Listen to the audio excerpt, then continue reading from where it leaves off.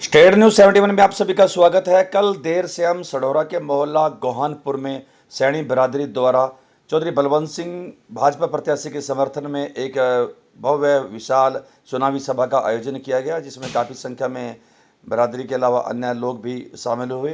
भव्य स्वागत किया गया और पूरा समर्थन चौधरी बलवंत सिंह को बिरादरी के लोगों द्वारा दिया गया। आइए चलते हैं इस कार्यक्रम की कुछ झलकियाँ देखते हैं कि क्या कुछ इस चुनावी सभा में चौधरी बलवंत सिंह, रमेश टस्का व अन्य वक्ताओं ने कहा।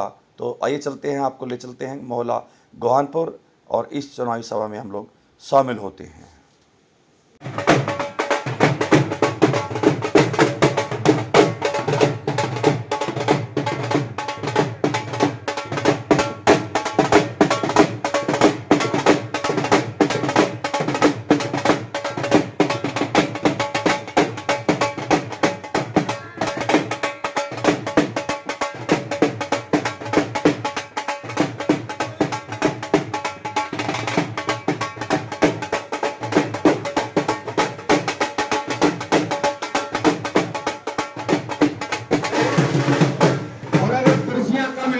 पीछे खड़े हो जाएं। आप सभी से निवेदन है, आप जिन्हें सुनने आए हैं वो हमारे बीच पहुंच गए हैं और आप सभी कृपया कुर्सियों पे बैठे।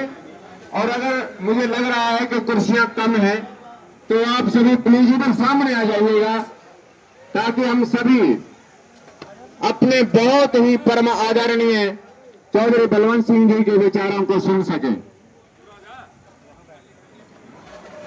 आप सभी यहाँ उपस्थित जन समूह और मंचासीन हमारे बहुत ही परम आदरणीय आपके जाने पहचाने चौधरी बलवंत सिंह जी, उनके साथ चौधरी रमेश चंद जी ठस्का जो हमारे जिला परिषद के चेयरमैन हैं, और उनके साथ बैठे हैं हमारे चमनलाल सैनी जी जो कि हमारे इलेक्ट्रिसिटी बोर्ड के प्रधान रहे हैं, और उनके साथ बैठे हैं हमारे पवन जी। और इस सभा में सभी उपस्थित पूरा जनसमूह, आप सभी को पता ही है कि आज आपके बीच हमारे चौधरी साहब आपसे एक आशीर्वाद लेने आए हैं। 25 साल से हमारे चौधरी साहब हमारे इस एरिया के, इस मोहल्ले के, कह लीजिएगा वैसे तो पूरे शहर के कार्य पूरी लगन से हमारी डिमांड पे सभी कार्य, छोटी चाहे गली की बात हो, गोहर की बात हो या कोई हमारी निजी समस्या हो, उन्होंने हमेशा हमारा साथ दिया है, हमारी समस्याएं सुनी हैं और क्षणों में बहुत ही जल्दी उन्होंने हमारी समस्याओं के हल किए हैं। चाहे सरपंच राजकुमार सैनी रहा, चाहे राजकुमार राणा जी रहे या सरपंच जसवंत सिंह जी रहे, क्योंकि सभी को आपने बनाया है। राजकुमार जी भी आप सभी के वोटों से बने, जसवंत सिंह जी आपकी वोटों से बने, फिर उसके बाद शीला सैनी आपकी वोटों से बनी। तीनों सरपंचों के समय में जो काम हुए उसके बाद आज तक कोई काम यहां हुआ ही नहीं। जब मुझे आप लोगों ने सरपंच बनाया तो गलियों का क्या हाल था, हमारे शमशान घाट का रास्ते का क्या हाल था, धर्मशाला का क्या हाल था। चौधरी साहब ने बिना कभी कोई पूछताछ किए कि कहां पैसा लगाना है, करोड़ों रुपया हमें दिया। मुझे याद है कि सनातन धर्म सभा मंदिर में एक बार चौधरी साहब आए हुए थे तो मैंने खड़े होकर कहा कि मुझे 1 करोड़ रुपया दीजिएगा, क्योंकि पहली सरकार ने मुझे 50 लाख भी नहीं दिए थे, तो मेरे लिए तो 1 करोड़ बहुत बड़ा अमाउंट था। जब चौधरी साहब ने स्पीच दी तो उसमें कहा कि ये सरपंच साहब तो 1 करोड़ में ही बातचीत कर रहे हैं, 1 करोड़ रुपए में कंप्रोमाइज कर रहे हैं, आप देखते रहिए मैं कितने पैसे देता हूं। और 8-10 करोड़ रुपया हमने शहर पे लगाया। पॉलिटेक्निक चौधरी साहब ने बनवाई, ITI का सुधार चौधरी साहब ने कराया, सीवरेज हो, कितने काम गुरुओं में। और जिस पार्टी से चौधरी साहब हैं उस पार्टी के बारे में आप सभी जानते हैं कि परम आदरणीय मोदी जी का जवाब नहीं, भारतीय जनता पार्टी का जवाब नहीं, किसी क्षेत्र में ले लीजिएगा। अगर हमारा देश सुरक्षित है, हमारी सीमाएं सुरक्षित हैं, हमारे बच्चे सुरक्षित हैं,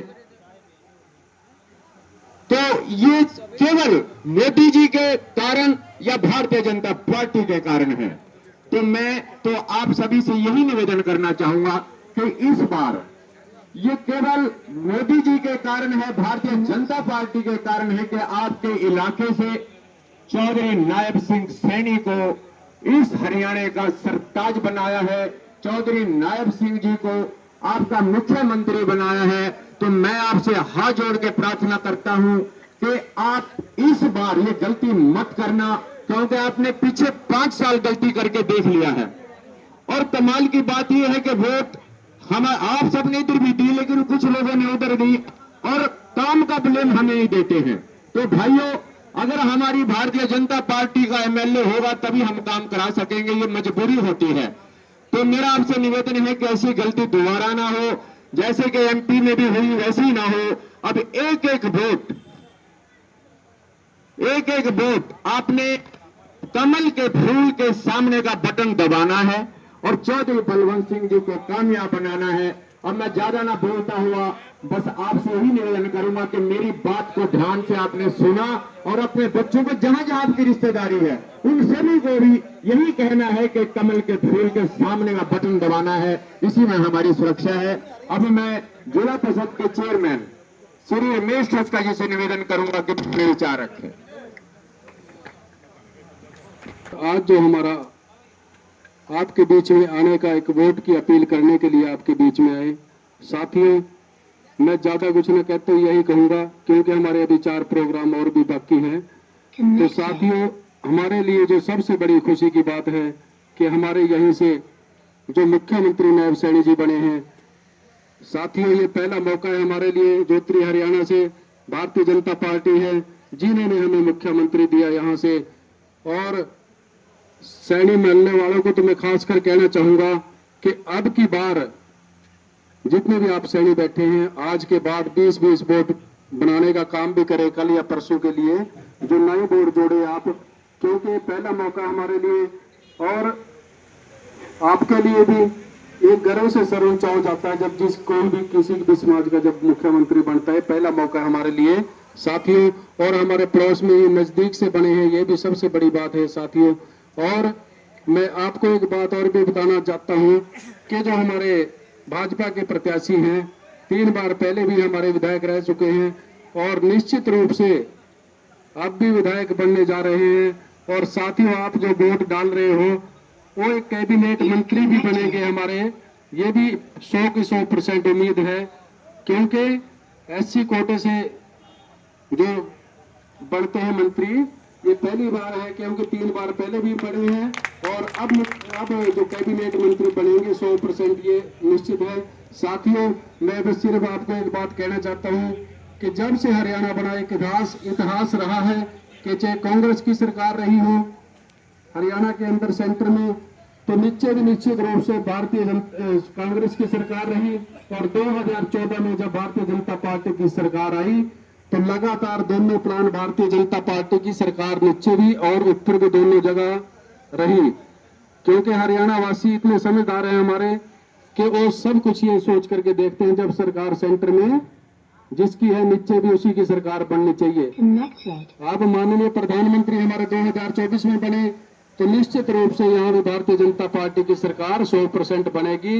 और अभी जो सीआईडी की रिपोर्ट के मुताबिक भी भारतीय जनता पार्टी 52 सीट लेकर के बहुमत के साथ सरकार बना रही है। साथियों, शक्ति प्यारे बच्चों, मातृशक्ति, आज हम सभी लोग आपसे वोट मांगने के लिए आए हैं।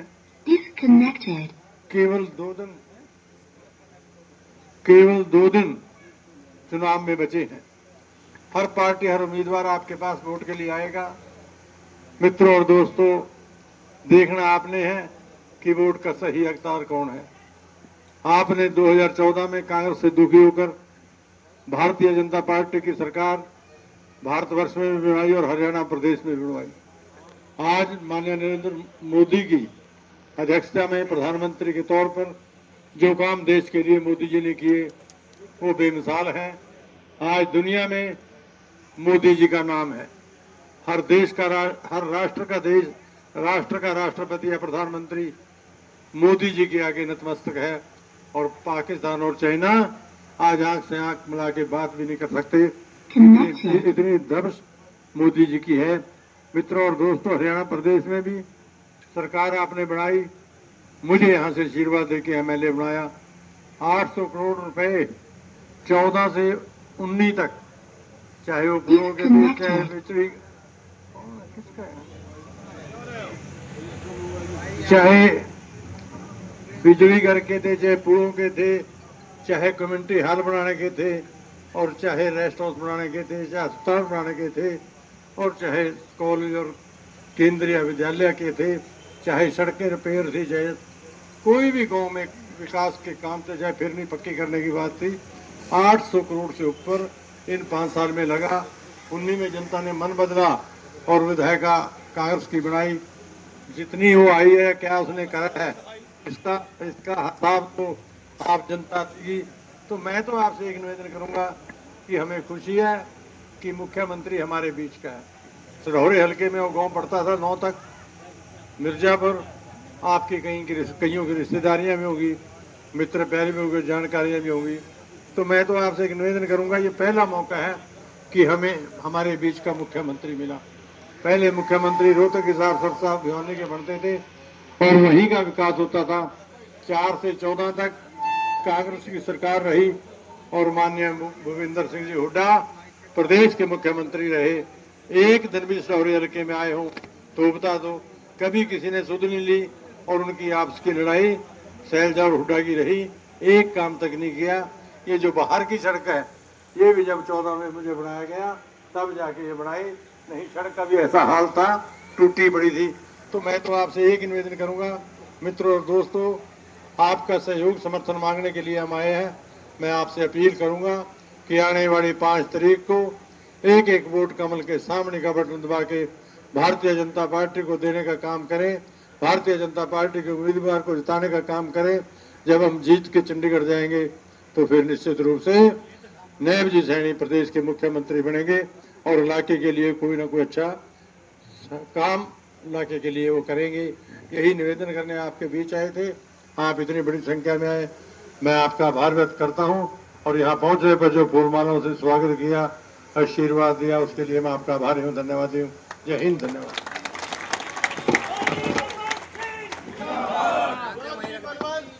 जिंदाबाद